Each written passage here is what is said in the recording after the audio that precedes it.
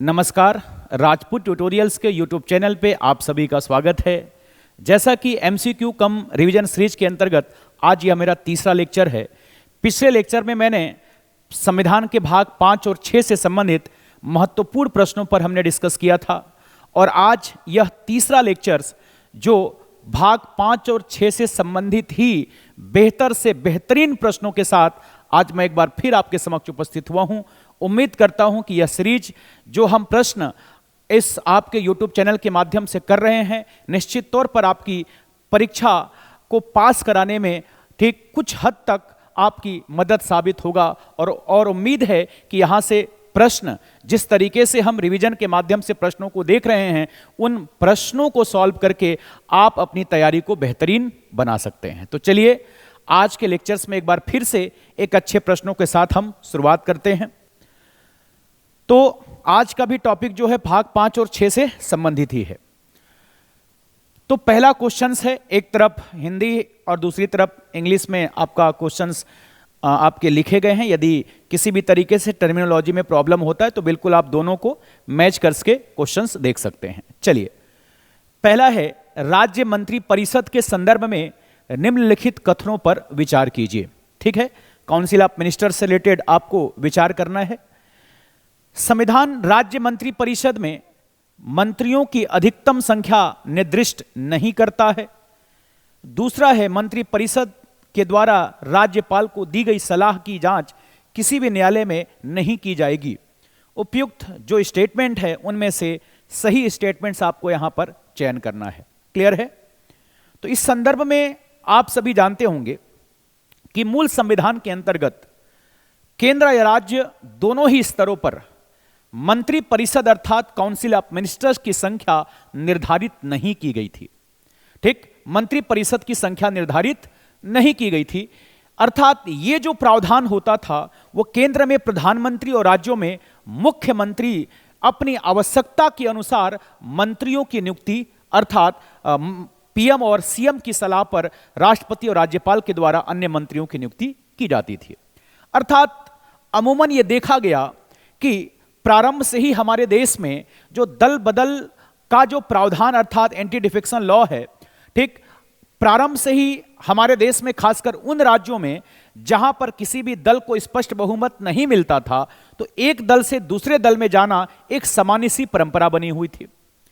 अब इसी संदर्भ में सबसे ज्यादा अगर व्यक्ति एक पार्टी से दूसरे पार्टी में मूव करता था उसका सबसे बड़ा रीजन था मंत्री पद की लालच। मंत्री पद को लेकर व्यक्ति अगर किसी भी पार्टी से है और उसकी सरकार नहीं बन रही है तो वो दूसरे दल में सम्मिलित हो जाता था और साथ ही साथ आकार निर्धारित नहीं था, निश्चित संख्या नहीं थी कि कितना आपके मंत्रियों की संख्या हो सकती है। तो इसके लिए आपके ध्यान रखिएगा संविधान में 91 कॉन्स्टिट्यूशन अमेंडमेंट 2003 91वां संविधान संशोधन 2003 किया गया और इस संविधान संशोधन के तहत मंत्री परिषद का आकार अर्थात काउंसिल ऑफ मिनिस्टर का जो आकार है, आकार उसको क्या किया गया? निश्चित किया गया। ठीक, निश्चित किया गया किस संशोधन के तहत? याद रखेंगे 91 कॉन्स्टिट्यूशन अमेंडमेंट 2003 के तहत मंत्री परिषद के आकार को क्या किया गया? निश्चित किया गया। तो कितना किया गया इस संशोधन के तहत? अगर केंद्र के संदर्भ में हम बात करें, ठीक, केंद्र के संदर्भ में यदि बात करें तो केंद्र के संदर्भ में यह संख्या, ठीक, आपका लोकसभा मतलब लोअर हाउस, लोकसभा का 15%, ठीक, लोकसभा का 15%। वहीं पर राज्य के अंतर्गत जो प्रावधान किया गया वो किया गया विधानसभा का 15% या 12 जो अधिक हो। क्लियर है? ठीक है, विधानसभा का 15% या 12 जो अधिक हो। तो केंद्र में अर्थात अगर लोकसभा की बात करें तो वर्तमान में 543 का क्या होगा आपका? 15%। ठीक, उसी तरीके से अगर हम छत्तीसगढ़ की बात करें तो छत्तीसगढ़ में आपका टोटल विधानसभा की सीटों की संख्या 90 है, 90 का 15%। क्लियर? इसीलिए छत्तीसगढ़ में किसी भी कंडीशंस में मंत्रियों की संख्या मुख्यमंत्री सहित 13 से अधिक कभी भी नहीं हो सकता। क्लियर है?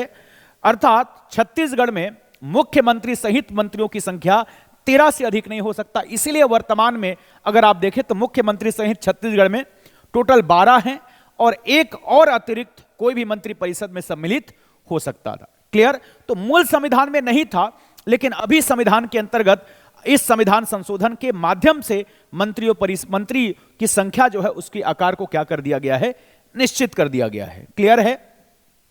तो संविधान राज्य मंत्री परिषद में मंत्रियों की अधिकतम संख्या निर्दिष्ट नहीं करता। ठीक, ये क्या है आपका गलत है। हां, मूल संविधान शब्द होता तो अलग बात है, उस समय नहीं था, लेकिन अभी संविधान के अंतर्गत यह प्रावधान निश्चित कर दिया गया है कि मंत्री की संख्या कितनी हो सकती है। क्लियर है? सेकंड, मंत्री परिषद द्वारा राज्यपाल को दी गई सलाह की जांच किसी भी न्यायालय में नहीं की जा सकती। बिल्कुल राइट आंसर है। मंत्री परिषद के द्वारा, चाहे केंद्र में मंत्री परिषद राष्ट्रपति को दिया गया सलाह या राज्य में आपके मंत्री परिषद के द्वारा राज्यपाल को दिया गया सलाह जो है वह किसी भी न्यायालय में ठीक इसकी जांच नहीं की जा सकती है। क्लियर है? तो इस तरीके से अगर हम क्या सही है अगर बात करें तो आंसर क्या हो जाएगा, केवल 2। क्लियर है? चलिए नेक्स्ट क्वेश्चंस में आगे बढ़ते हैं हम। अगला प्रश्न है, राज्य विधानसभा के अध्यक्ष के संदर्भ में निम्नलिखित कथनों पर कौन सा स्टेटमेंट्स क्या है, सही है। ठीक, अर्थात स्टेट जो आपके विधानसभा which of the following statement correct in the context of the speaker of the state legislature assembly. तो राज्य विधानसभा के अध्यक्ष के संदर्भ में आपको कौन सा स्टेटमेंट सही है यह देखना है। पहला, निर्वाचित होने के बाद अध्यक्ष अपनी पार्टी की सदस्यता से त्यागपत्र दे देता है, उसे विधानसभा के सभी तात्कालिक सदस्यों के बहुमत से पारित प्रस्ताव के द्वारा हटाया जा सकता है, वह उपाध्यक्ष को लिखित त्यागपत्र सौंपकर अपना पद त्याग सकता है। क्लियर है? तो सबसे पहले तो इस पहले स्टेटमेंट्स पर हम बात करते हैं। देखिए, दल बदल विरोधी कानून आप सभी विस्तार से पढ़े होंगे। तो दल बदल विरोधी कानून के अंतर्गत जो हम अयोग्यता की बात करते हैं, किस किस आधार पर एंटी डिफेक्शन लॉ के तहत कोई अयोग्य हो सकता है, तो हम सामान्यतः ये जानते हैं कि कोई भी अगर मेंबर ऑफ पार्लियामेंट या मेंबर ऑफ स्टेट लेजिस्लेचर अगर आप बनना हो तो 3 तरीके से आप मेंबर बन सकते हैं। पहला तरीका है पॉलिटिकल पार्टी से चुनाव लड़कर, दूसरा है आप इंडिपेंडेंट मेंबर्स के रूप में चुनाव लड़कर भी सदस्य बन सकते हैं, और तीसरा है नॉमिनेट किया जा सकता है आपको, मनोनयन पद्धति के तहत भी आप संसद के सदस्य बन सकते हैं। और उन्हीं के अयोग्यता का प्रावधान दल बदल विरोधी कानून के तहत किया गया है।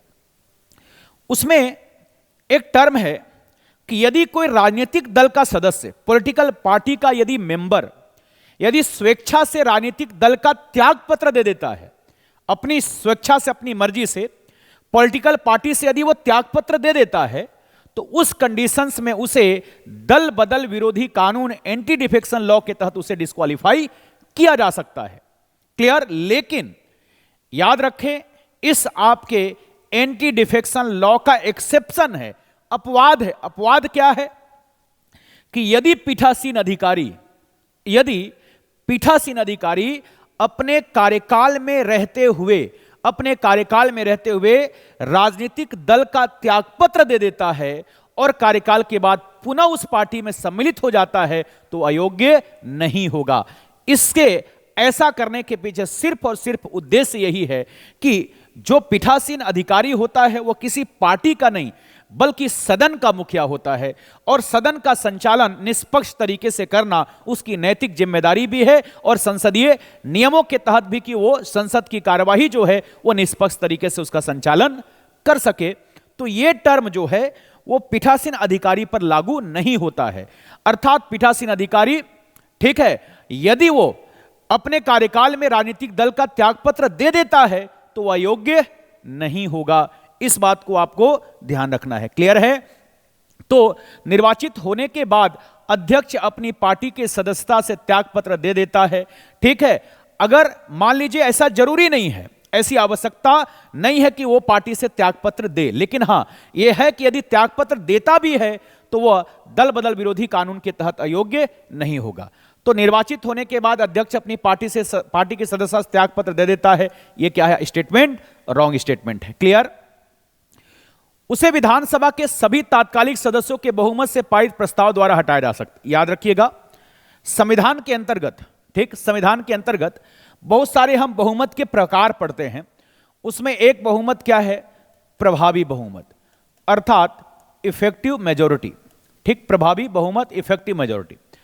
इस बहुमत से अगर संविधान में अगर बात करें पहले कि प्रभावी बहुमत क्या होता है, तो प्रभावी बहुमत का अर्थ होता है तात्कालिक सदस्यों का बहुमत, तात्कालिक सदस्यों का बहुमत, अर्थात जो करंट में जितने मेंबर हैं, ठीक, उसकी मेजॉरिटी मतलब 50% प्लस 1। इस आपके बहुमत से, इस बहुमत से यदि बात करूं मैं, तो किसे किसे हटाया जाता है? तो लोकसभा में अध्यक्ष एवं उपाध्यक्ष को हटाने के लिए प्रभावी बहुमत की आवश्यकता होती है। वहीं पर राज्यसभा में, ठीक, राज्यसभा के सभापति अर्थात उपराष्ट्रपति को, सभापति को राज्यसभा में जो बहुमत लगता है वो लगता है प्रभावी बहुमत, लोकसभा में साधारण लगता है। वैसे ही राज्य में विधानसभा के अध्यक्ष, उपाध्यक्ष, विधान परिषद के सभापति, उपसभापति, सभापति, उपसभापति, इन सभी सदस्यों को हटाने के लिए जो बहुमत लगता है वो क्या लगता है? ठीक, प्रभावी बहुमत अर्थात तात्कालिक सदस्यों के बहुमत से इन्हें हटाया जा सकता है। इसके अलावा अध्यक्ष कभी भी अपना जो है उपाध्यक्ष को त्यागपत्र देकर अपना पद छोड़ सकते हैं। संविधान में देखिए, मुख्य रूप से एक कॉन्सेप्ट है कि जिसके द्वारा नियुक्ति की जाती है उसी को आप त्यागपत्र देते हैं। जैसे राष्ट्रपति के द्वारा राज्यपाल की नियुक्ति, तो राज्यपाल अपना त्यागपत्र किसको देंगे? राष्ट्रपति को। प्रधानमंत्री की नियुक्ति राष्ट्रपति के द्वारा, तो पीएम अपना त्यागपत्र किसको देंगे? राष्ट्रपति को देंगे। लेकिन अपवाद के रूप में एक राष्ट्रपति उपराष्ट्रपति को, उपराष्ट्रपति राष्ट्रपति, एक दूसरे को यह त्यागपत्र देते हैं। वैसे लोकसभा में अध्यक्ष उपाध्यक्ष को, उपाध्यक्ष अध्यक्ष को क्या है, एक दूसरे को क्या देते हैं? त्यागपत्र। इसके अलावा लगभग संविधान में सारे पद जो हैं जिसके द्वारा उनकी नियुक्ति होती है उसी को आप क्या देते हैं? त्यागपत्र देते हैं। क्लियर है? तो इस तरीके से उसे विधानसभा के सभी तात्कालिक सदस्यों के बहुमत से पारित प्रस्ताव के द्वारा हटाया जा सकता। बिल्कुल राइट स्टेटमेंट। वह उपाध्यक्ष को लिखित त्यागपत्र सौंपकर क्या कर सकता है? पद छोड़ सकता है। क्लियर है? या यदि मान लीजिए इस कंडीशंस में भी उसकी सदस्यता मतलब पद से हटाया जा सकता है यदि उसकी सदस्यता समाप्त हो जाए। ठीक, तो इस प्रकार से इस क्वेश्चंस के अंतर्गत यदि हम बात करें तो एक मतलब आपसे क्या पूछा जा रहा है? सही का चयन करने पूछा जा रहा है, तो 2 और 3 इसमें क्या है? राइट स्टेटमेंट्स हैं। ओके, चलिए नेक्स्ट क्वेश्चन आगे बढ़ते हैं। तीसरा, उपयुक्त में से कोई नहीं नोटा, ठीक, नन ऑफ दिस, नोटा के संदर्भ में निम्नलिखित कथनों पर विचार कीजिए। ठीक, पहला है, नोटा विकल्प के तहत डाले गए मतों की गणना चुनाव लड़ने वाले उम्मीदवारों हेतु डाले गए कुल वैध मतों में की जाती है ताकि उम्मीदवारों को जमानत राशि वापस किया जा सके। सेकंड, भले ही नोटा विकल्प के तहत डाले गए मत किसी भी उम्मीदवार के लिए डाले गए मतों की संख्या से अधिक हो, तब भी सबसे अधिक मत प्राप्त करने वाले उम्मीदवार को ही निर्वाचित घोषित किया जाता है। कौन सा सही है इसके बारे में आपको चुनाव करना है। देखिए, नोटा के बारे में आप सभी जानते हैं, चूंकि अभी चुनाव भी हुआ है तो इस संदर्भ में ठीक काफी इंपॉर्टेंट हो जाता है यह प्रश्न। NOTA, none of this. NOTA सामान्यतः किसी भी लोकतांत्रिक देश के लिए, किसी भी लोकतंत्र में, चूंकि लोकतांत्रिक देश में जब चुनाव जो पद्धति है, खास करके जहां पर डायरेक्ट इलेक्शन होता है, जनता सीधे वोट करती है, तो जनता को यह अधिकार होना चाहिए कि यदि कोई भी कैंडिडेट आपको पसंद नहीं है तो आप इनमें से आपका कोई नहीं का विकल्प का भी चयन आप कर सकते हैं, क्योंकि किसी भी कैंडिडेट को चुनने का अधिकार आपका अधिकार है, ठीक, आपका राइट्स है। तो यदि कोई कैंडिडेट से यदि आपको ठीक उचित नहीं लगता है तो तो आप नन ऑफ दिस विकल्प का भी चयन कर सकते। तो एक लोकतांत्रिक देश को मजबूती देने के लिए यह विकल्प का भी बेहतर माना जाता है। इस तरीके से भारत में अगर नोटा के संदर्भ में बात करूं, वैसे भारत विश्व का 14वें नंबर का देश है जहां पर नोटा का प्रावधान किया गया है। अब नोटा का यदि हम बात करें कि भारत में पहली बार इसका प्रयोग कब हुआ है, तो भारत में 2013, ठीक 2013 का जब विधानसभा चुनाव हुआ, जिसके अंतर्गत विधानसभा के चुनाव में छत्तीसगढ़, मध्य प्रदेश, राजस्थान, दिल्ली और आपका क्या मिजोरम, इन राज्यों में 2013 के विधानसभा के चुनाव में पहली बार ठीक आपके ईवीएम मशीन के अंतर्गत नोटा बटन का प्रावधान किया गया, जो सबसे आखिरी में ठीक है इसका विकल्प दिया जाता है। पहली बार 2013 में, फिर आगे लोकसभा चुनाव में भी इसका प्रयोग किया गया 2014 में, लेकिन पहली बार 2013 के इन राज्यों की विधानसभा चुनाव में नोटा बटन का प्रयोग किया गया। अब इसके संदर्भ में कुछ महत्वपूर्ण बातें याद रखेंगे। होता यह है कि यदि जितने भी कैंडिडेट चुनाव लड़ने वाले हैं उनमें से यदि मान लीजिए सबसे अधिक मत अगर नोटा को प्राप्त होता है, मतलब एफपीटीपीएस, क्योंकि यह केवल और केवल डायरेक्ट इलेक्शन में होता है जहां पर एफपीटीपीएस पद्धति के तहत चुनाव होता है, मतलब सबसे अधिक मत प्राप्त करने वाला चुनाव जीतेगा। क्लियर, यह है first past the post system. तो इस सिस्टम के अंतर्गत जो नोटा है, यदि सबसे ज्यादा मत नोटा को प्राप्त हुआ तो चुनाव जो है वो रद्द कर दिया जाता है। ठीक है, चुनाव नहीं होगा, वो मतदान नहीं हो सकता, चुनाव उसको क्या कर दिया जाएगा, रद्द कर दिया जाएगा। लेकिन ध्यान दीजिएगा, अब फिर से क्या होता है, चुनाव होता है। अब बाय द वे मान लीजिए दूसरी बार चुनाव हुआ, ठीक पहली बार सबसे ज्यादा जो मत मिला, ठीक किसको मिला, नोटा को, और उसमें भी अगर कैंडिडेट सामान्यतः अगर बाकी कैंडिडेट जो लोग नोटा से कम मत प्राप्त किए हैं वो दोबारा कैंडिडेट के रूप में भी योग्य नहीं होंगे, इस बात का भी ध्यान रखिएगा।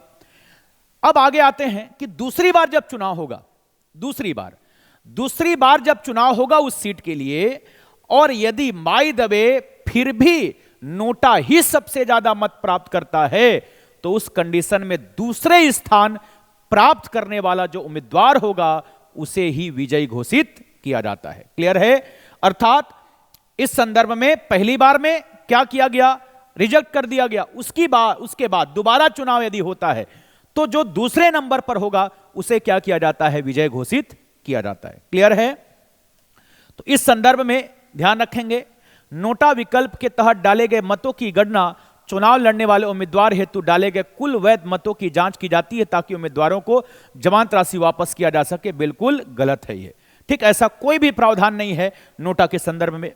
भले ही नोटा के विकल्प के तहत डाले गए मत किसी भी उम्मीदवार के लिए डाले गए मतों की संख्या से अधिक हो, तब भी सबसे अधिक मत प्राप्त करने वाला, बिल्कुल ठीक है। अगर मान लो 3 से 4 कैंडिडेट हैं, कितने कैंडिडेट हैं, 4 में से मान लेते हैं कि 2 कैंडिडेट या 3 कैंडिडेट, मान लीजिए 3 कैंडिडेट का जो वोट शेयर है वो नोटा से क्या है, कम है, लेकिन एक व्यक्ति का ज्यादा है, तो भी वो जिसका ज्यादा है वही चुनाव क्या होगा, जीतेगा।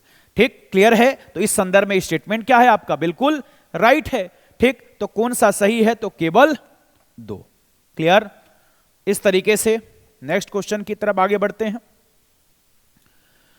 अगला है, निम्नलिखित में से कौन राज्य विधानमंडल के विशेषाधिकार का लाभ प्राप्त करता है। ठीक, निम्नलिखित में से कौन राज्य विधानमंडल के विशेषाधिकार का लाभ प्राप्त करता है, राज्यपाल, राज्य के महाधिवक्ता, राज्य के मंत्री। सही विकल्प का आपको चुनाव करना है। देखिए, हम जब बात करते हैं विशेषाधिकार की तो संविधान के अंतर्गत आर्टिकल 1 राज्य विधानमंडल की बात करूं, ठीक, केंद्र में 105 और राज्य की बात करें तो 194 194 में राज्य विधानमंडल के सदस्य, उनके समितियों के सदस्य, मंत्री और एडवोकेट जनरल, इन सबको कुछ विशेषाधिकार क्या है आपका, प्राप्त है।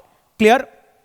अब देखिए, सामान्यतः यह होता है चाहे केंद्र के संदर्भ में हो या राज्य में, केंद्र में, लोकसभा के सदस्य को लोकसभा की बैठक में, राज्यसभा के सदस्य को राज्यसभा की बैठक में। लेकिन सदस्यों के साथ साथ इसके अंतर्गत, ठीक, इसके अंतर्गत एक पद है क्या आपका मंत्री, और राज्यों के अंतर्गत क्या एडवोकेट जनरल, महाधिवक्ता। ये दो पद ऐसे हैं जो उस सदन के सदस्य नहीं होते, उसके बावजूद भी सदन के कार्यवाही में भाग लेते हैं। उनको जो भी अधिकार होता है, विशेषाधिकार सदन के संदर्भ में, इन्हें भी आपको क्या होता है, प्राप्त होता है। हां, यह जरूर है कि मंत्री दोनों सदन में बैठ तो सकते हैं, लेकिन मतदान उस सदन में करेंगे जिस सदन में उनकी सदस्यता है। और वो भी एक कंडीशन यह भी है कि मंत्री बनने के लिए सदस्य होना जरूरी नहीं है। 6 माह तक आप किसी भी सदन के मेंबर नहीं है, तब भी आप मंत्री रह सकते हैं। क्लियर है?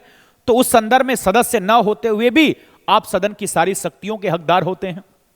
अटॉर्नी जनरल, ठीक, केंद्र में अटॉर्नी जनरल, राज्य में एडवोकेट जनरल, महाधिवक्ता, एकमात्र ऐसा पद जो किसी सदन का सदस्य नहीं है, फिर भी सदन की कार्यवाही में बैठ सकता है, बोल सकता है, बातें रख सकता है, बस मतदान देने का अधिकार नहीं। मतलब उसे भी वो विशेषाधिकार क्या होता है, प्राप्त होता है। क्लियर है?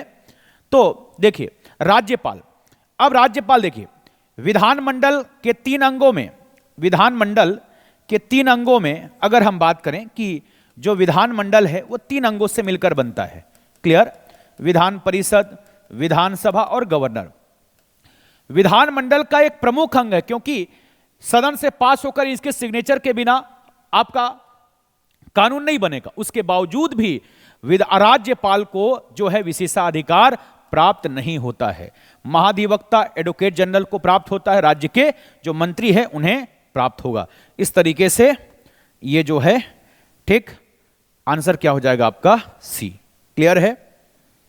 चलिए नेक्स्ट क्वेश्चन अगला है, भारत के उच्चतम न्यायालय के संदर्भ में निम्नलिखित कथनों पर विचार कीजिए। भारत के उच्चतम न्यायालय मतलब सुप्रीम कोर्ट का उद्घाटन, इनॉग्रेशन संविधान लागू होने के साथ हुआ था। सेकेंड, स्वतंत्रता के बाद उच्चतम न्यायालय ने अपील के सर्वोच्च न्यायालय के रूप में ब्रिटिश प्रिवी काउंसिल का स्थान लिया है। क्लियर है? अब देखिए सुप्रीम कोर्ट के संदर्भ में कुछ महत्वपूर्ण बातें।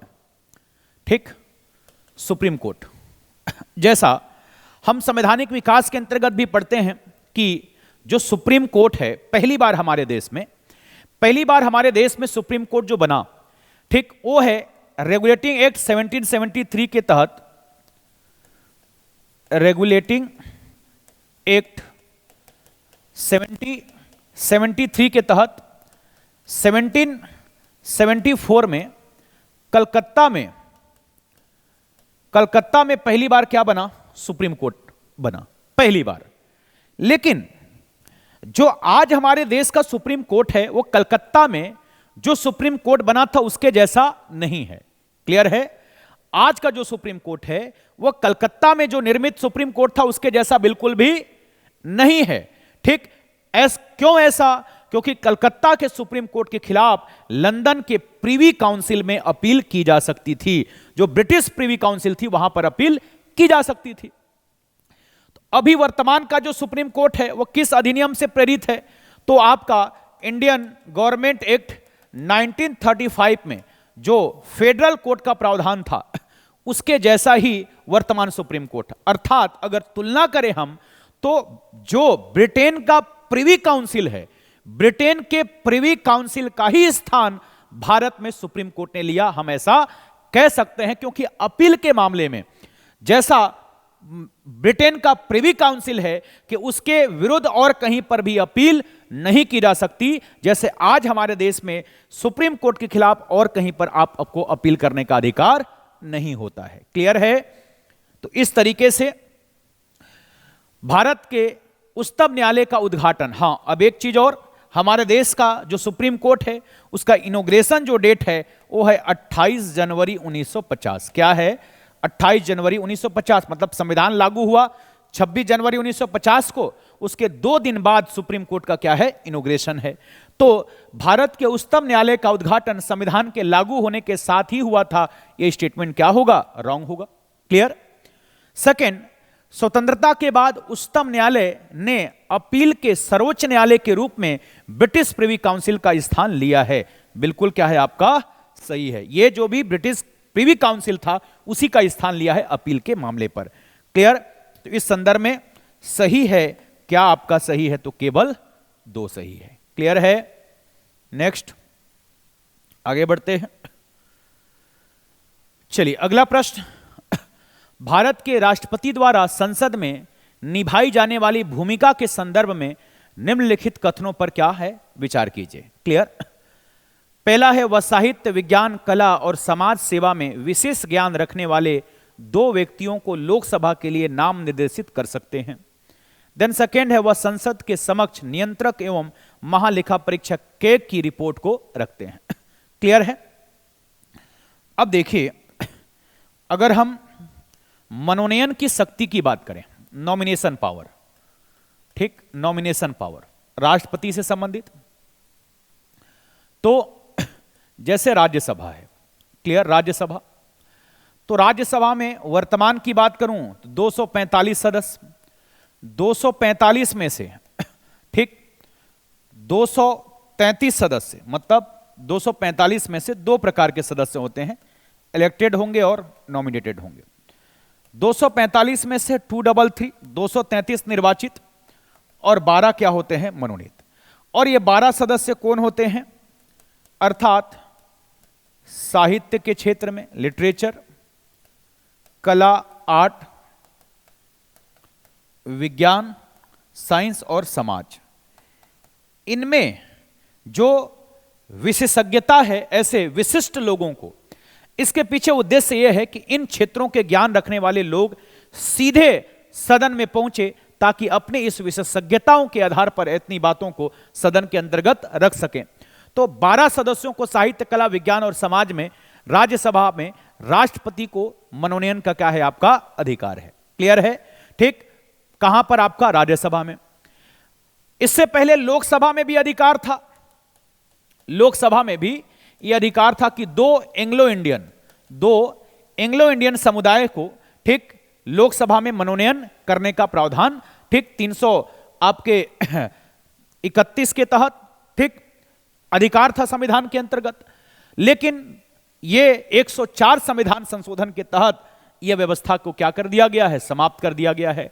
अर्थात लोकसभा और विधानसभा दोनों ही स्तर में एंग्लो इंडियन का जो आरक्षण था उसे क्या कर दिया गया है, 104 कॉन्स्टिट्यूशन अमेंडमेंट के तहत समाप्त कर दिया गया है। क्लियर है? तो इस तरीके से जो मनोनयन है वो राज्य सभा में होता है, ठीक, अभी लोकसभा और विधानसभा में एंग्लो इंडियन का रिजर्वेशन समाप्त कर दिया गया है। तो वह साहित्य, विज्ञान, कला और समाज सेवा में विशेष ज्ञान रखने वाले 2 व्यक्तियों को ठीक लोकसभा में ठीक है नाम निर्देशित करना बिल्कुल क्या है, गलत है। वह संसद के समक्ष नियंत्रक एवं महालेखा परीक्षक की रिपोर्ट, याद रखेंगे, ठीक, केवल कैग ही नहीं बल्कि कैग है, ठीक, आपका इलेक्शन कमीशन है, फाइनेंस कमीशन है, ठीक है, इसके अलावा नियंत्रक एवं महालेखा परीक्षक, केंद्रीय निर्वाचन आयोग, फाइनेंस कमीशन, यूपीएससी, इन सब की रिपोर्ट को, ठीक है, इन सब की ये सारे जो हैं आयोग वो अपना रिपोर्ट किसको देते हैं, राष्ट्रपति को, और राष्ट्रपति इसे कहां पर, सदन में अर्थात संसद में इसको रखवाते हैं। कहां पर? संसद में इनकी रिपोर्ट को रखवाते हैं। क्लियर है? तो वह संसद के समक्ष नियंत्रक एवं महालेखा परीक्षक की रिपोर्ट रखता है, बिल्कुल क्या है, सही है। ठीक, तो इस तरीके से आंसर क्या हो जाएगा, केवल 2। क्लियर? चलिए आगे, नेक्स्ट क्वेश्चन, संविधान में निम्नलिखित में से किन्हें संसद के सदस्य के रूप में निर्वाचित होने के लिए स्पष्ट रूप से अयोग्यता के आधार के रूप में वर्णित किया गया, डिस्क्वालिफाई, मतलब संविधान में डिस्क्वालिफिकेशन को लेकर क्या स्पष्ट तौर पर ठीक प्रावधान किया गया है, याद रखेंगे। संविधान में जो संसद सदस्यों की अयोग्यता की बात कही गई है, अयोग्यता की बात, क्लियर, तो सबसे पहला इसमें क्या उल्लेख है कि केंद्र या राज्य के अधीन लाभ के पद पर न हो, लाभ के पद पर न हो, ऑफिस ऑफ प्रॉफिट के पोस्ट पर न हो, पहला। दूसरा, आपका दिवालिया यदि घोषित कर दिया जाता है, ठीक, इंसॉल्वेंट, ठीक है, दिवालिया, फ्रॉड। इसके अलावा सक्षम न्यायालय के द्वारा, सक्षम न्यायालय के द्वारा विकृत चित्त अनसाउंड माइंड, विकृत चित्त घोषित किया गया हो, क्लियर है, ठीक, ये उल्लेख है। इसके अलावा नागरिकता समाप्त होने पर या किसी अन्य देश की नागरिकता ग्रहण करने पर, ठीक है। और लास्ट है संसद द्वारा निर्धारित कोई अन्य योग्यता। यह संविधान के अंतर्गत डिस्क्वालिफिकेशन को लेकर क्या है उल्लेख। इसके अलावा और भी बहुत सारे डिस्क्वालिफिकेशन का उल्लेख है जो लोक प्रतिनिधि अधिनियम 1951 के अंतर्गत किया गया है, ठीक। लोक प्रतिनिधि अधिनियम 1951 के अंतर्गत बहुत सारे आपके प्रावधान किए गए हैं, जैसे कि अगर किसी सदस्य जो है वह भ्रष्ट आचरण का दोषी पाया जाता है, ठीक, निर्धारित समय अवधि में इलेक्शन एक्सपेंडिचर का स्टेटमेंट अर्थात जानकारी नहीं देता है, किसी भी अपराध के दोषी पाए जाने पर 2 वर्ष या इससे अधिक का सजा सुना दिया जाता है, क्लियर है।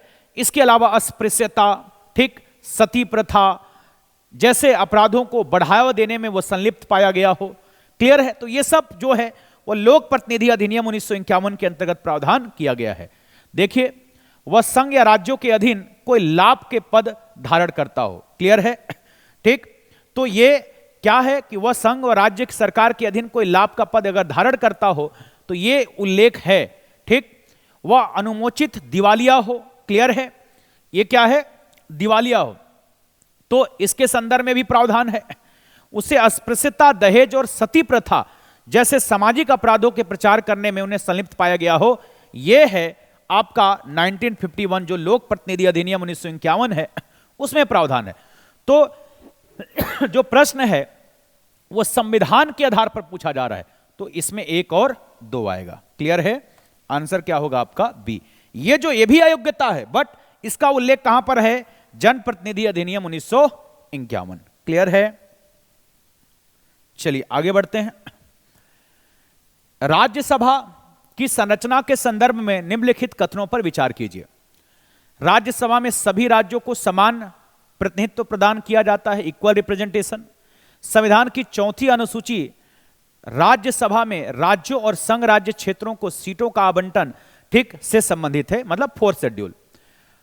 अब इस 2 में से क्या सही नहीं है ये आपको देखना है, क्लियर है। देखिए, लोकसभा हो, राज्यसभा, विधानसभा, इन सभी सीटों का जो आवंटन है वो एक निश्चित जनसंख्या के अनुपात में होता है, ठीक। एक पर्टिकुलर जो पॉपुलेशन उसके रेशियो में जो है आपका कल हम परिसीमन आयोग के संदर्भ में डिस्कस किए थे, उस परिसीमन आयोग का काम है कि जनसंख्या के आधार पर सीटों का निर्धारण करना, परिसीमन करना। तो किसी भी राज्य में चूंकि जनसंख्या समान नहीं है इसलिए सीटें भी कभी समान नहीं हो सकती हैं। फॉर एग्जाम्पल उत्तर प्रदेश में 31 है तो छत्तीसगढ़ में राज्यसभा की सीटें 5 हैं। क्यों? क्योंकि जब जनसंख्या के अनुपात में रिप्रेजेंटेशन है, क्लियर, तो जनसंख्या के अनुपात में रिप्रेजेंटेशन है तो जिस राज्य की आबादी ज्यादा होगा निश्चित तौर पर वहां पर सीटें भी क्या होंगी, ज्यादा होंगी, क्लियर है।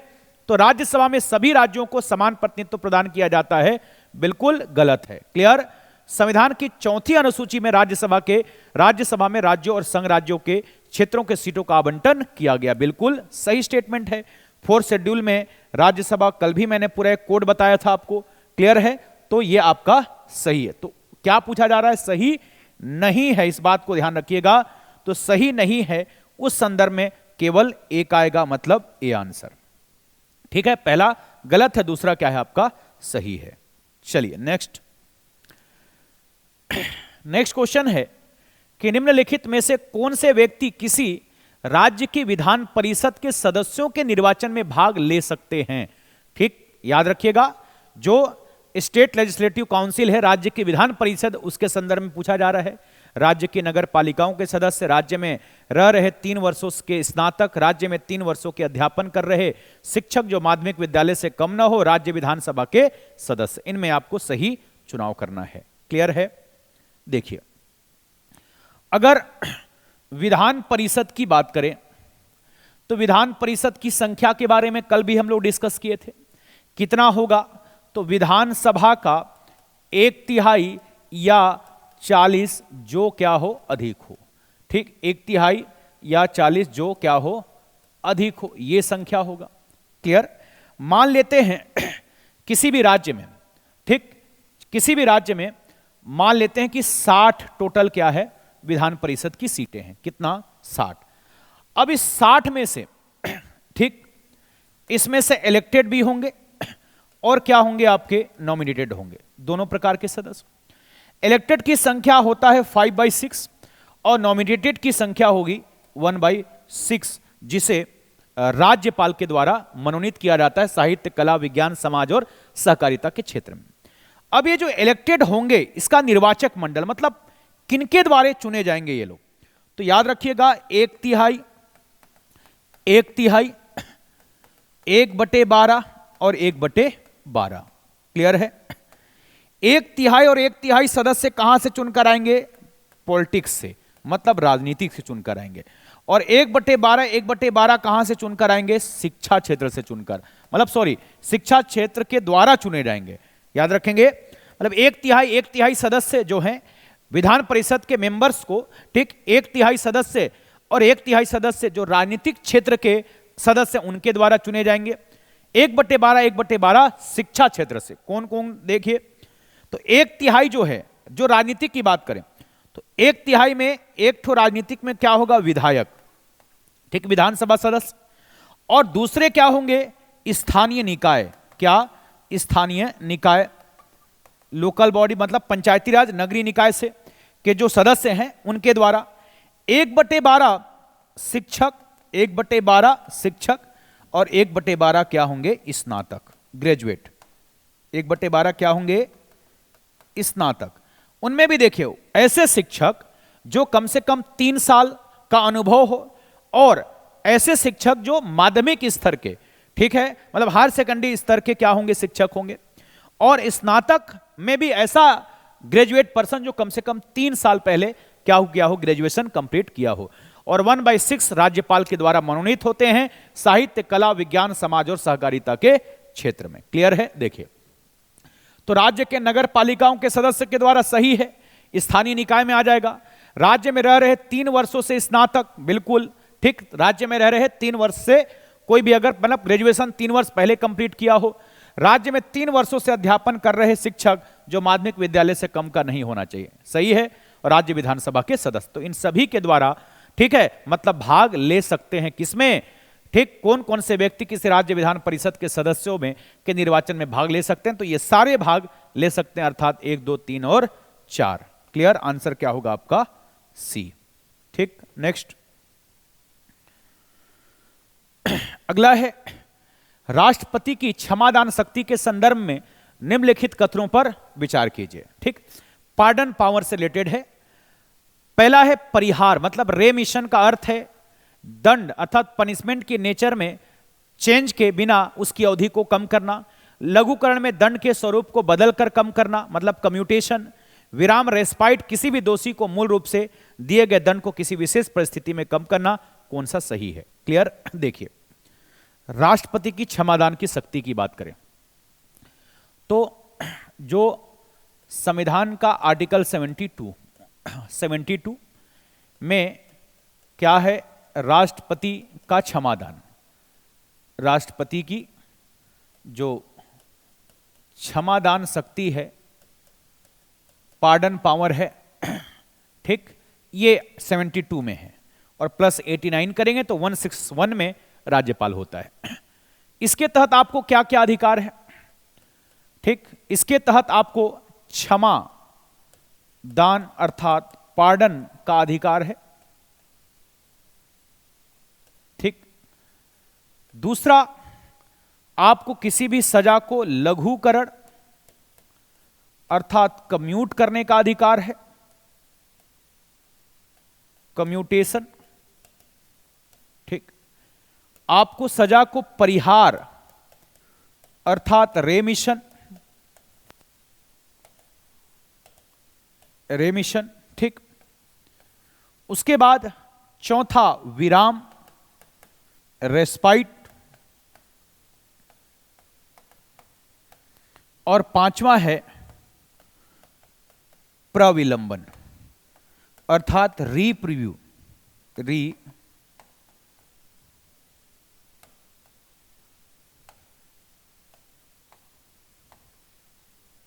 रीप्रीव्यू, ये 5 प्रकार के अधिकार हैं, ठीक। अर्थात राष्ट्रपति को जो अधिकार है वह केंद्र से संबंधित विधि, सैन्य न्यायालय के निर्णय, ठीक है, इनके विरुद्ध जो है राष्ट्रपति को और राज्यपाल को जो अधिकार है वो राज्य के विधि के विरुद्ध अधिकार आपको प्राप्त है, ठीक। लेकिन सैन्य न्यायालय के निर्णय के विरुद्ध राज्यपाल को अधिकार नहीं है।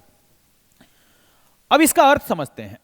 क्षमादान, क्षमादान का अर्थ होता है कि जो भी सजा न्यायपालिका के द्वारा दी गई है उसकी सजा को शून्य कर देना। क्षमादान का अर्थ होता है कि यदि राष्ट्रपति किसी को क्षमा कर दे, उसका मतलब है कि उन्होंने कोई अपराध किया ही नहीं, मतलब टोटल सजा को अर्थात अपराध को क्या कर दिया जाता है, सजा को क्या कर दिया जाता है, शून्य कर दिया जाता है। क्लियर है? तो क्षमादान का अर्थ होता है क्या, सजा को शून्य करना, सजा को शून्य करना, यह क्या कहलाता है, क्षमा करना। लघुकरण, हां यह भी याद रखेंगे, चाहे भले ही मृत्यु दंड की सजा क्यों ना हो, मृत्यु दंड की सजा को भी राष्ट्रपति क्या कर सकते हैं, क्षमा कर सकते हैं। हां, राज्यपाल के क्षमादान में एक अंतर है कि राज्यपाल मृत्यु दंड के मामले में क्षमा नहीं कर सकते, ठीक। मृत्यु दंड के मामले में क्षमादान का अधिकार राज्यपाल को नहीं होता है। लघुकरण, परिहार, ये सब सजा को कम करने से संबंधित है। लघुकरण होता है कि जो भी सजा है उसकी प्रकृति को बदलकर, प्रकृति को बदलकर सजा को कम करना, सजा को कम करना। क्लियर? नेचर्स को चेंज करके सजा को कम करना क्या कहलाता है, लघुकरण। एग्जाम्पल, जैसे किसी को मान लीजिए मृत्यु दंड की सजा सुना दी गई है, मृत्यु दंड की सजा को 10 साल की कठोर कारावास में बदल देना। 10 साल की कारावास में क्या कर दिया आप, चेंज कर दिए। तो नेचर्स क्या था, मृत्यु दंड, तो 10 वर्ष की कारावास को मृत्यु दंड की सजा को 10 वर्ष की कारावास में बदलना क्या कहलाएगा, कम्यूटेशन अर्थात लघुकरण। इसमें बिना प्रकृति बदले, प्रकृति को बदले बिना सजा को कम करना, सजा को कम करना क्या कहलाता है, ठीक। प्रकृति को बदले बिना सजा को कम करना क्या कहलाता, परिहार, ठीक। मतलब जैसे किसी को मान लीजिए 10 साल की सजा है, 10 साल की सजा को 5 साल में आप कन्वर्ट कर दिए, ठीक। 10 साल की सजा को कम करके कितना कर दिए, 5 साल, ये क्या कहलाएगा, परिहार। प्रकृति चेंज नहीं होगी। विराम जो है किसी विशेष कारण से सजा पर रोक लगाना या उससे कम करने से संबंधित जो अधिकार है वो क्या है, विराम है। मान लीजिए कोई विशेष कारण, जैसे कोई गर्भवती महिला है, उसे उस समय सजा नहीं दिया जा सकता है, कोई शारीरिक रूप से असक्षम है, विकलांग है, तो ऐसे व्यक्तियों मतलब किसी ठोस कारण से सजा पर रोक लगाना क्या कहलाता है, विराम। और प्रविलंबन जो है मुख्य रूप से, रिप्रीव्यू मुख्य रूप से मृत्यु दंड के मामले पर यदि किसी ने राष्ट्रपति के पास अगर क्षमा याचना की अपील की है, ठीक है, क्षमा याचना के लिए उन्होंने दया याचना लगाया है, तो यदि उसकी आपके क्षमा याचना राष्ट्रपति के द्वारा एक्सेप्ट कर लिया जाता है तो तब तक के लिए मृत्यु दंड की सजा को रोक दिया जाएगा जब तक कि राष्ट्रपति इसके संदर्भ में निर्णय ना दे दे। क्लियर है? तो यह अधिकार है, यह सारा अधिकार राज्यपाल को भी है अनुच्छेद 161 के तहत, लेकिन मृत्यु दंड के मामले में नहीं है। क्लियर? साथ ही सैन्य न्यायालय के निर्णय के मामले में राज्यपाल को अधिकार नहीं, और साथ ही साथ यह न्यायिक शक्ति से अलग है, ये अर्थात क्षमादान की शक्ति की न्यायिक समीक्षा भी नहीं की जा सकती है। लेकिन याद रखेंगे, यदि बाय द वे अतार्किक है, इनलॉजिकल है, अधिकार क्षेत्र से बाहर जाकर हो रहा है, उस कंडीशंस में भी, उस कंडीशन में क्या किया जा सकता है, समीक्षा किया। सामान्य परिस्थितियों में याद रखेंगे क्षमादान की शक्ति की न्यायिक समीक्षा नहीं की जा सकती है। ठीक, अच्छे से याद रखेंगे। जैसे अभी एकदम करंट का मुद्दा है, ठीक, करंट का मुद्दा क्या है, गुजरात के बिल्किस बानो केस में आज आपका आजकल का न्यूज है, आप पढ़े होंगे निश्चित तौर पर, कि जो 11 दोषियों को जो क्षमा याचना के तहत क्षमा कर दिया गया था। सुप्रीम कोर्ट ने एक बार फिर से उन्हें सजा के लिए, ठीक है, मतलब जो उसका था वो प्रतिबंध कर दिया गया। उसके पीछे कई सारे लॉजिक दिए गए कि ये अधिकार जो था वो महाराष्ट्र के सरकार के पास था, बिना इसकी सूचना दिए गुजरात सरकार ने ऐसा करी है, तो इसको लेकर पुनः वो जो है उनका जो क्षमा याचना था उसे रिजेक्ट कर दिया गया है। क्लियर है? तो इस संदर्भ में याद रखिएगा, ठीक, कि आपका राष्ट्रपति और राज्यपाल के संदर्भ में क्या मुख्य रूप से अंतर है। चलिए अब आते हैं, परिहार का अर्थ है दंड की प्रकृति में परिवर्तन किए बिना उसकी अवधि को कम करना। अभी हमने देखा लघुकरण में स्वरूप को बदलकर कम करना सही है। विराम में किसी दोषी को मूल रूप से दिए गए दंड को विशेष परिस्थिति, अभी मैंने कहा को क्या करना, कम करना। तो 1 2 3 तीनों स्टेटमेंट इस संदर्भ में क्या है आपका सही है। क्लियर है? चलिए अगले प्रश्न की तरफ आगे बढ़ते हैं। निम्नलिखित कथनों पर विचार कीजिए। राज्यपाल संबंधित राज्य उच्च न्यायालय के न्यायाधीशों की नियुक्ति राष्ट्रपति के परामर्श के बाद करते हैं।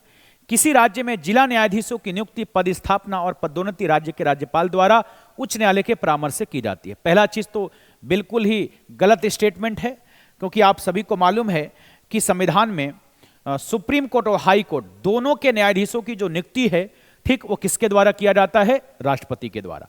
हाँ, राष्ट्रपति जब हाई कोर्ट के जब न्यायाधीशों की नियुक्ति करते थे, एक कॉलेजियम होता है, और कॉलेजियम मुख्य रूप से क्या है? सलाह है।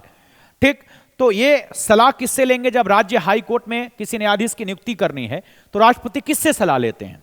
पहला सीजेआई, भारत के मुख्य न्यायाधीश। लेकिन भारत के मुख्य न्यायाधीश की सलाह मात्र से ही नियुक्ति नहीं, सीजेआई के साथ 2 सीनियर जज की सलाह लगेगी।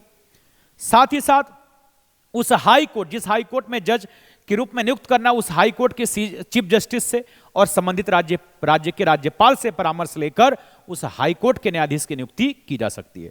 तो आपका स्टेटमेंट क्या कह रहा है? राज्यपाल संबंधित राज्य उच्च न्यायालय के न्यायाधीश की नियुक्ति राष्ट्रपति के परामर्श से बिल्कुल भी नहीं। क्लियर है?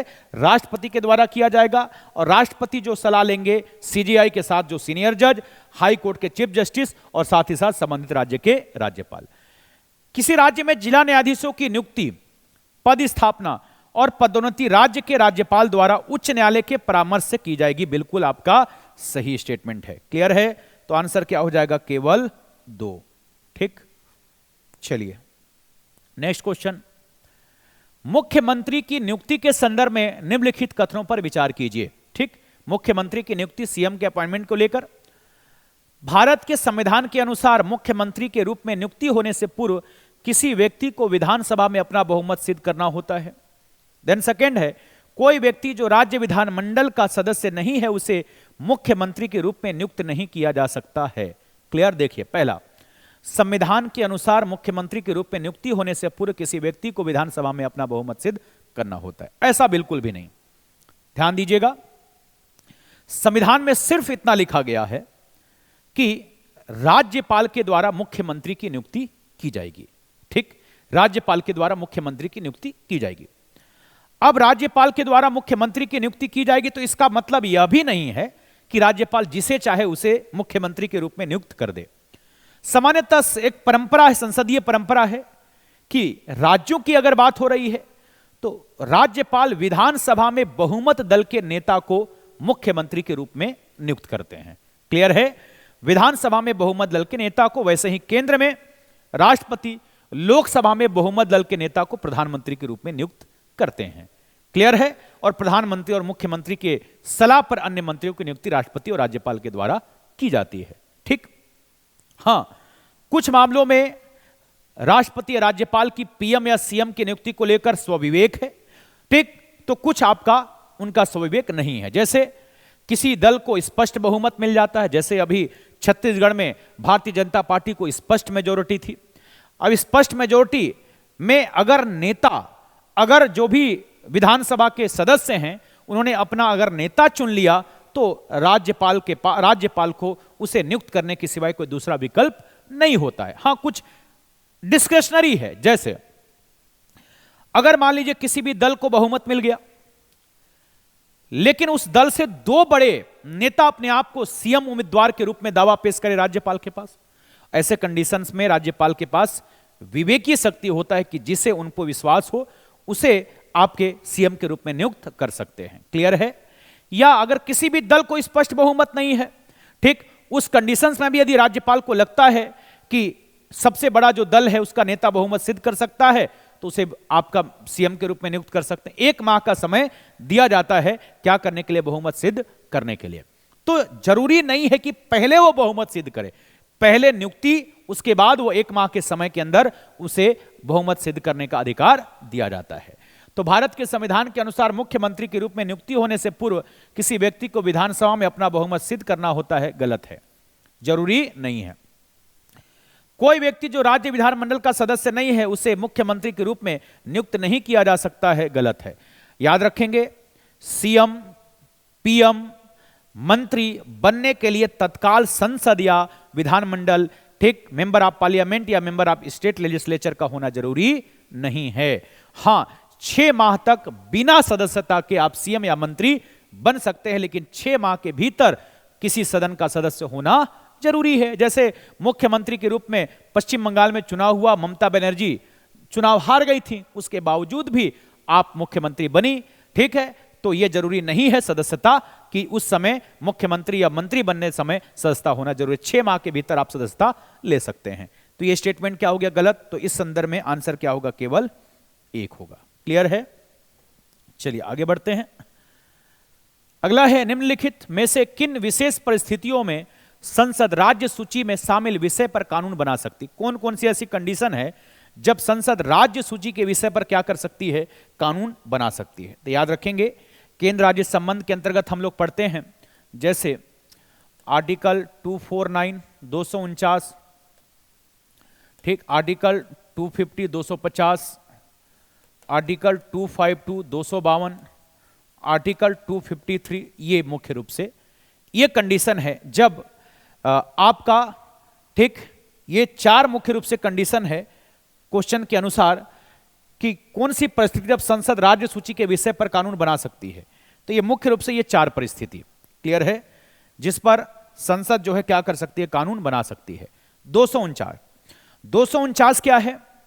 249 राज्यसभा की विशेषाधिकार है। राज्यसभा की विशेषाधिकार में यह है कि सामान्यतः राज्य सूची के सभी विषय पर कानून बनाने का अधिकार किसे प्राप्त होता है? राज्य सरकार को प्राप्त होता है। लेकिन राज्यसभा को यह अधिकार है कि राज्यसभा राज्य सूची के किसी भी विषय को लोक महत्व घोषित करके, ठीक, एक बार में 1 वर्ष के लिए संसद को कानून बनाने का अधिकार दे सकती है। और लोक महत्व घोषित करने के लिए जो उसके बहुमत चाहिए वो चाहिए विशेष, अर्थात प्रेजेंट एंड वोटिंग का 2/3।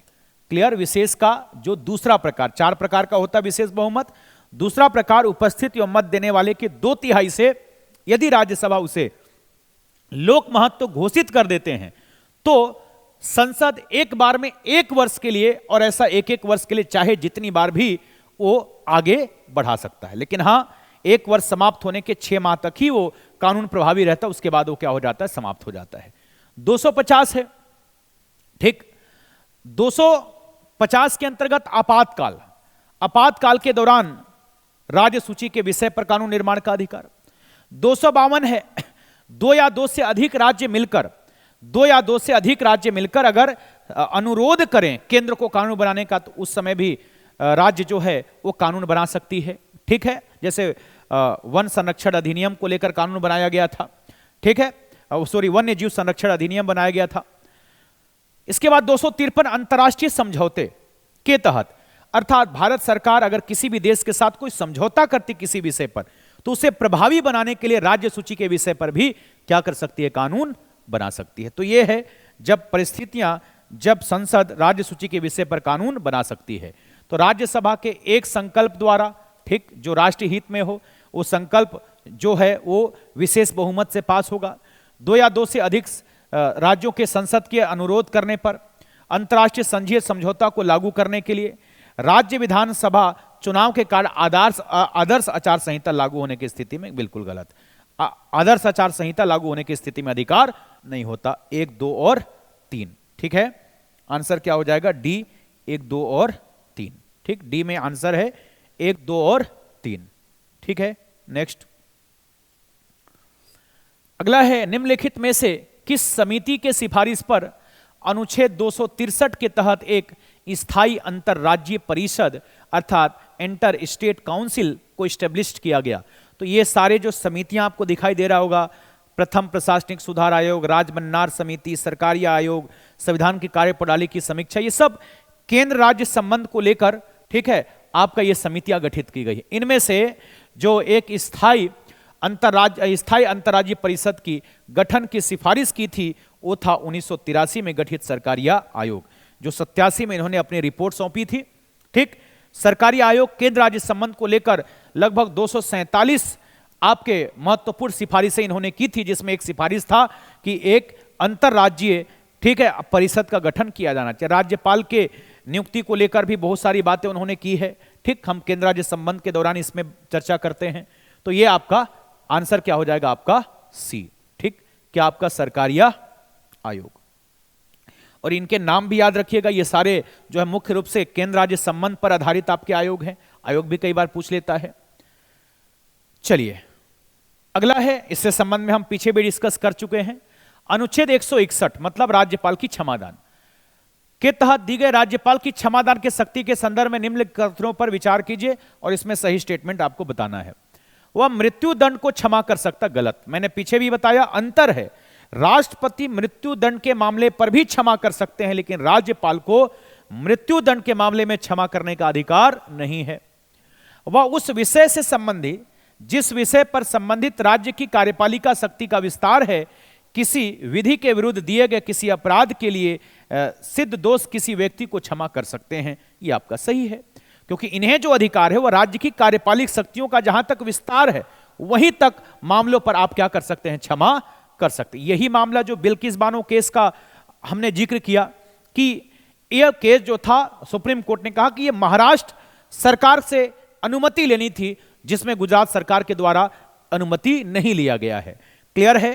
तो यह अधिकार केवल आपको राज्य के विधि के विरुद्ध राज्य की कार्यपालिक शक्ति जो है जहां तक विस्तार है वहीं तक आप निर्णय मतलब क्षमा करने का आपको अधिकार प्राप्त है। तो इसमें क्या हो जाएगा? केवल 2। ठीक, याद रखेंगे, मृत्यु दंड के मामले में राज्यपाल को नहीं है। साथ ही साथ सैन्य न्यायालय, मिलिट्री कोर्ट, मार्शल कोर्ट के द्वारा यदि निर्णय दिया गया है तो उसके विरुद्ध राष्ट्रपति तो क्षमा कर सकते हैं, लेकिन राज्यपाल को क्षमा करने का अधिकार नहीं है। क्लियर है? अगला, राज्य निर्वाचन आयोग के संदर्भ में दिए गए कथनों पर कौन सा कथन सही नहीं है? क्या सही नहीं है? इसमें राज्यपाल द्वारा नियुक्त एक राज्य चुनाव आयुक्त होता है। ठीक, याद रखेंगे, संविधान के अंतर्गत जब पंचायती राज नगरीय निकाय पढ़ते हैं हम, तो 243 के में आपके पंचायती राज के चुनाव के लिए राज्य निर्वाचन आयोग और 243 Z1 के अंतर्गत नगरीय निकाय में चुनाव के लिए निर्वाचन आयोग का प्रावधान है। राज्यपाल द्वारा नियुक्त एक राज्य, ठीक, छत्तीसगढ़ में भी हम लोग पढ़े हैं कि एक सदस्य होता है, तो राज्यपाल के द्वारा एक राज्य चुनाव आयुक्त होता है। बिल्कुल सही। यह पंचायत चुनाव के लिए मतदाता सूची तैयार करता है, इसका कार्य है राज्य निर्वाचन आयोग का। मैंने बताया भी है कि राज्य निर्वाचन आयोग में अधिसूचना को छोड़ दीजिए, बाकी चुनाव से संबंधित समस्त अधिकार कौन करता? आयोग। राज्य चुनाव आयुक्त की सेवा एवं शर्तों में उसकी नियुक्ति के बाद कोई अलाभकारी परिवर्तन नहीं किया जा सकता। यह भी क्या है? सही है। क्लियर है? यह भारत निर्वाचन आयोग की समग्र देखरेख में नहीं, बिल्कुल यह आपका गलत है। राज्य निर्वाचन आयोग पंचायती राज और नगरीय निकाय के चुनाव के लिए बिल्कुल क्या है? स्वतंत्र, इंडिपेंडेंट है। यह केंद्रीय निर्वाचन आयोग के आपके देखरेख में कार्य नहीं करता है। इस तरीके से इसका आंसर क्या हो जाएगा? आपका डी। क्लियर? आगे नेक्स्ट है कि कथन ए, भारत का राष्ट्रपति संसद का अभिन्न अंग होता है। कारण है, संसद के दोनों सदनों द्वारा पारित विधेयक राष्ट्रपति की सहमति के बिना कोई कानून नहीं बन सकता। बिल्कुल सिंपल है। ठीक, जैसे हमें मालूम है कि जो संसद है, पार्लियामेंट, वो संसद 3 अंगों से मिलकर बनता है। क्लियर? संसद 3 अंगों से मिलकर बनता है।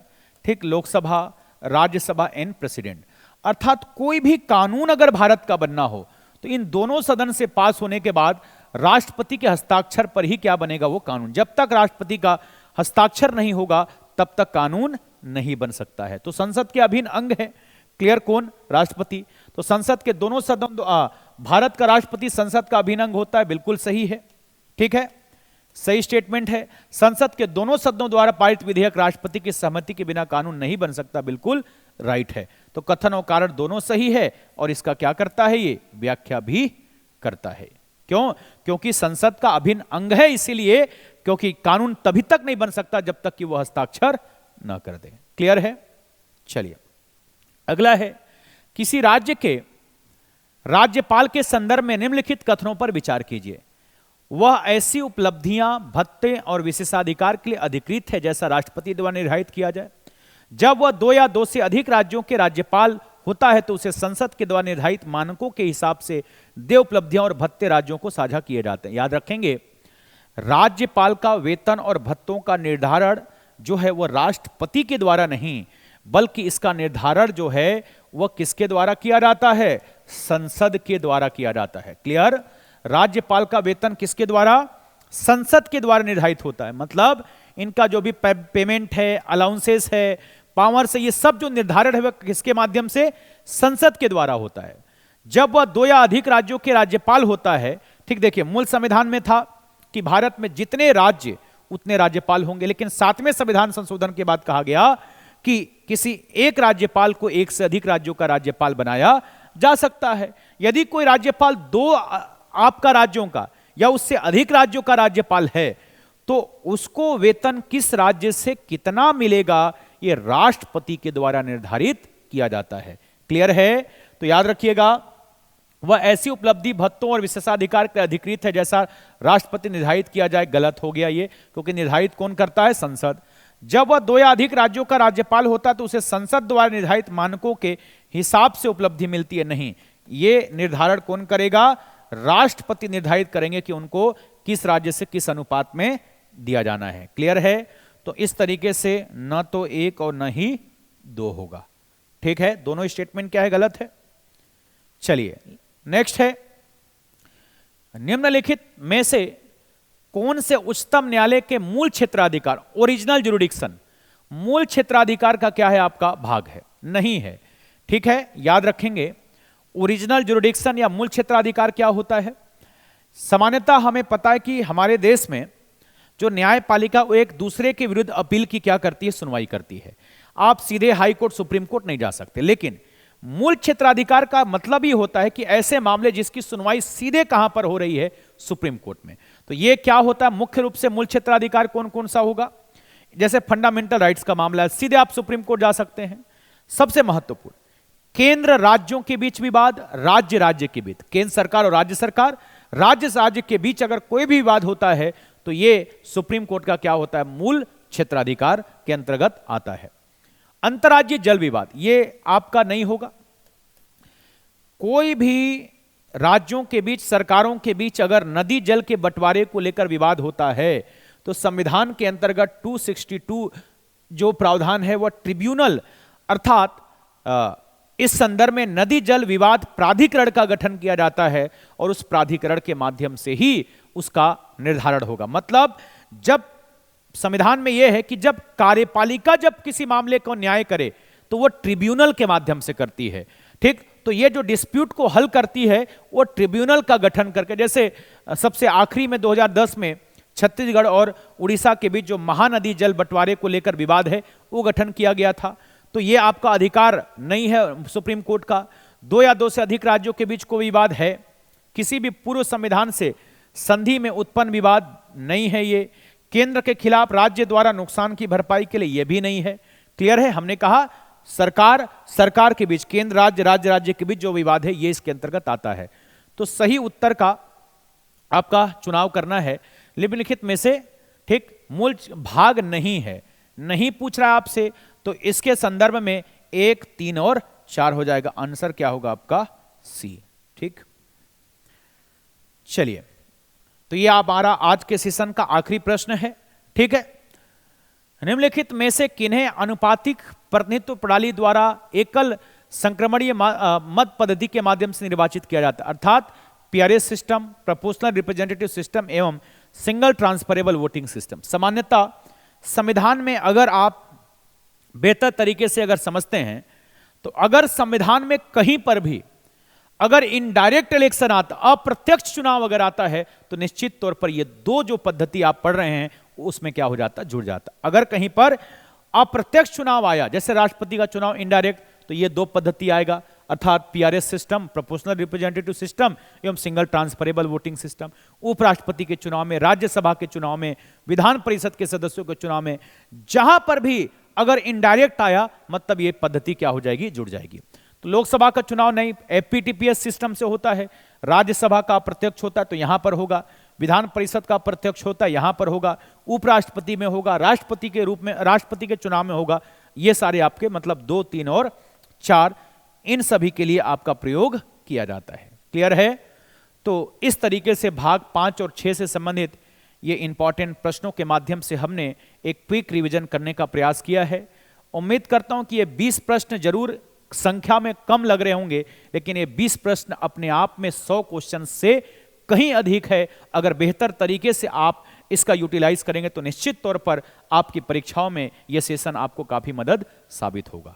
तो चलिए अगले सेशन में हम लोग जो आगे जो भाग 7 से उधर 22 और साथ ही साथ करेंट से संबंधित, जो संविधान से रिलेटेड जो करेंट होंगे, उस करेंट से संबंधित आपके जो क्वेश्चंस होंगे उसे हम सॉल्व करेंगे और उसके संदर्भ में जो महत्वपूर्ण जानकारी होगी उसे हम देखेंगे। ठीक है, चलिए अगली सेशन में फिर से मुलाकात करते हैं। तब तक के लिए धन्यवाद।